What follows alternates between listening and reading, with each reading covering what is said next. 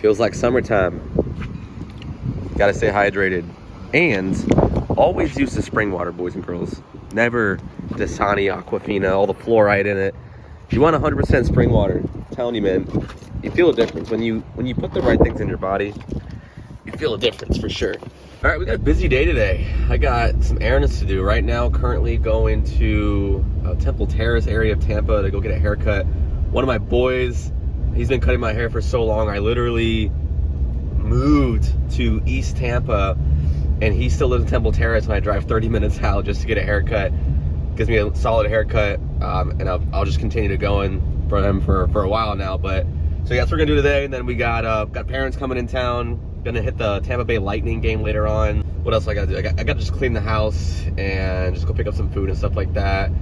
But it's gonna be a pretty good weekend, and you know, we want to make a cool little drive on the way to get a haircut and kind of speak to you about what are my investments, because I kind of talk about all the investing that I've done up until this point, now that I'm 26 and growing a multiple six-figure portfolio, but I didn't really talk about go into detail about what I actually am invested in. And so I think it'd be a cool video to make, just kind of talk about, you know, the progression and what I invest in, what's been doing well for me. But if you look at the crypto market right now, guys, Bitcoin is like 105,000. It's absolutely crazy what it's done in the last couple of years, and a lot of people are bullish on Bitcoin. A lot of people are bearish. When you really think about it, it's outperformed the S&P over the last 5 years. Now, 5 years is not a long time horizon when it comes to total market investing. So look at this really boat. Nice little lake boat right there. F150 Power Stroke diesel. But I think the crypto market is pretty interesting. I personally don't have any crypto, but I do watch it because it's very interesting. It's very volatile, which is probably why I don't invest into it. But so let's start off with my biggest account. My biggest account sitting right now is $130-something thousand, and it's just a taxable brokerage account. Now, keep in mind, guys, I work for Amazon.com. I work for a Fortune 500 company, so they give me RSUs, restricted stock units, as part of my total compensation and my pay.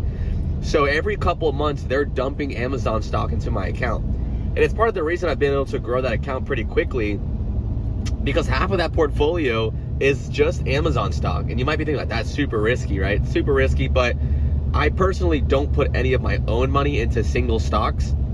Now, my company, like I said, does pay me out in restricted stock units. So a restricted stock unit is basically like a piece of your compensation, but you don't get it all at once. So it's restricted, and it vests on a certain period. So it has a vesting period. Once it's fully vested, they hand you the stock and they grant it into your account. So I have a separate account where it's like 30K of pending stock. That's not mine yet.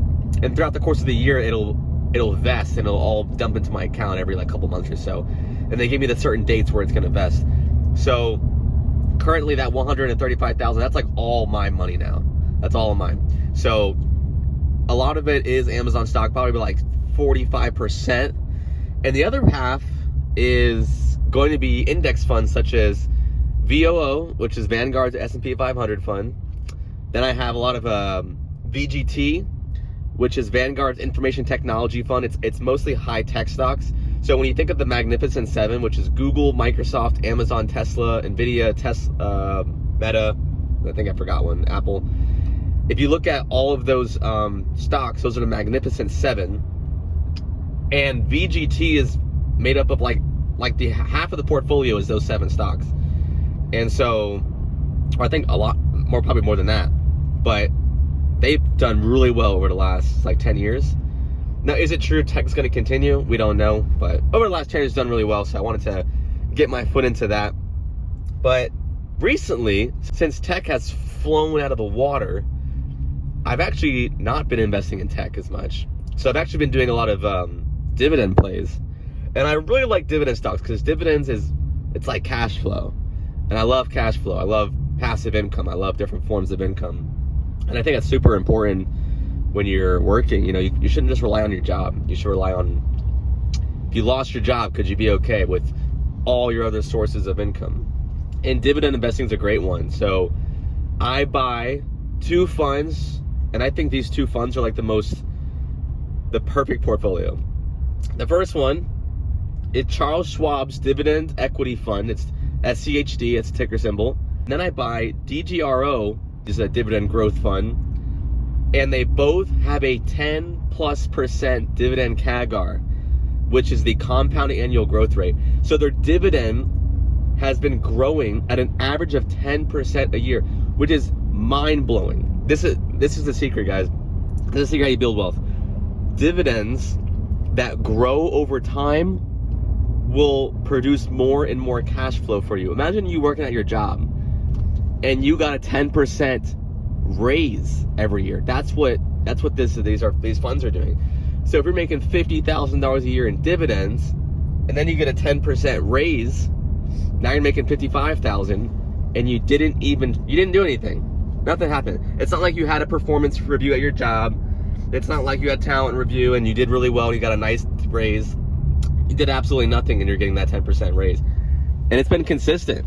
And I like these funds because they only include stocks. Whoa, look at this thing. Coming out of nowhere. The funds only include stocks that have been growing a dividend every year for the last 15 years. So every stock in that account, in that fund, and I think SCHD has like 100 holdings or something like that, or 300 holdings. Every stock has been growing a consistent dividend over the last couple of years, or over the last 15 years. And so it's pretty safe. So I've been investing in both of those consistently. And then obviously we do the S&P 500, which is VOO, or you can do SPY, SPY. I do invest in VTI as well, which is the total market. So if you want to diversify a little more and get a little bit more exposure to like every stock in the US, you can do that. One of the there's like something called the lazy portfolio, the 3-fund lazy portfolio. And I'll put on the screen what that looks like right now, guys. It's 70% VTI, which is total world market. And then it's 20% VXUS, which is international stocks. And then it's 10% BND, which is bond, which is total bond market. And honestly, you can't go wrong with that portfolio. And I think it's going to underperform VOO over the long term, but in the case that the US underperforms the total world, you do have some exposure to international stock in there. Because a lot of people buy US stocks, but they don't always outperform. There's a period of time where international beats United States markets. So I'm going to continue growing that portfolio every single month, and that's how you build wealth. You have to be consistent. It's not really about like how much money you're putting in. A 20-year-old can put in $100 a month, become a millionaire. It's just a matter of how consistent you are, and you have to actually put your money into good, high-quality companies. You can't put it in trash. You can't put it in speculative, share diluting penny stocks, right? You have to put them into blue chip stocks, funds, diversify your portfolio. Just like if you were, oh, Bitcoin's like amazing, Bitcoin's the future, whatever. But like, you're not gonna put like your entire freaking life into Bitcoin, because if something happens, where it gets like defunded, deregulated, or banned or whatever, like you're kind of cooked, right? Like, you wouldn't put all your money into like Procter and Gamble, or like, even if you think like a company's so good, you wouldn't put all your money into it, because if a company goes bankrupt, lawsuits come out, right? You could lose your entire account, basically. So you want to diversify as much as you possibly can, and just be consistent every month, every single month. Like, my goal is to be a millionaire by the time I'm 30. I think I can hit it. As long as we have to stay locked in on our craft. We have to stay working, building businesses, building up investments, to get to a point where you don't have to work anymore. That's why I love the dividend stocks, because the dividend stocks are free passive income. You don't even have to work for. They send you a check every quarter or every month, depending on what stocks you're in, and you can just continue to live off that. Get a couple rental properties. Now you're living off the cash flow from the rentals. You got a little side business, and you don't even have to work. You got all these different forms of income popping up everywhere that you really don't have to work. And so that's That's the game right there, right? I don't want to work, man. Pull me out of the game. I want to live my life and have fun. And that's what you should do as well. Live your life, have some fun, and you'll be A-okay there.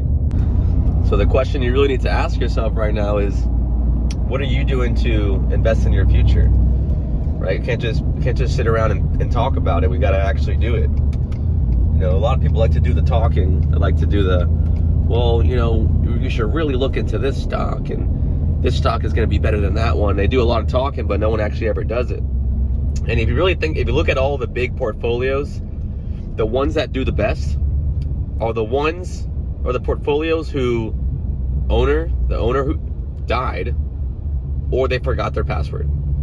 Meaning, they didn't change it, they didn't switch it up, they stuck to something, and they continued to do it over a long period of time, and it worked out. So, I promise you, I think the long term, the period of your time is way more important than your individual allocations. You know, a lot of people, like I said, they get paralysis of the analysis. They start analyzing stocks too much, and then they pull out, and then they sell out at the bottom, and then you really just have to let it ride.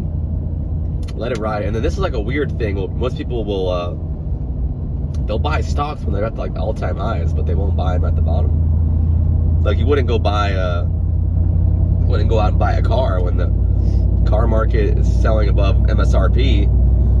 You wait for it to dip, right? Try to get a discount on it. But for stocks, it seems to be the other way. Most people want to buy when it's literally at all-time highs. But here's the thing, right?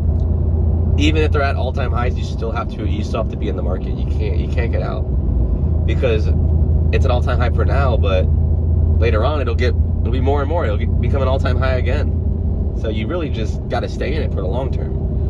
So that's what I do every month. Right? You got to be consistent. Put it on autopilot. Buy VOO, S&P 500. I buy those 2 dividend stocks, and then my company just dumps Amazon stock into my account.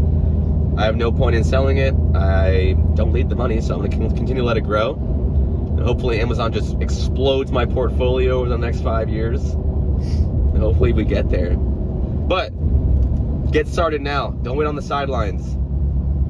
Trump's in office now. You know, he's got a lot of different things that he's doing in the next 90 days. It looks like the stock market's really, really liking him in office. It's going absolutely insane over the last month or two since the election, and the stock market has been booming. So they seem to like what he's about to do, and the market doesn't like uncertainty. So they're pretty certain in his competence and his decision making. So we'll see how that turns out. But we'll catch y'all in the next video. I'm gonna go get a haircut, and I'm gonna enjoy the rest of my night. See ya.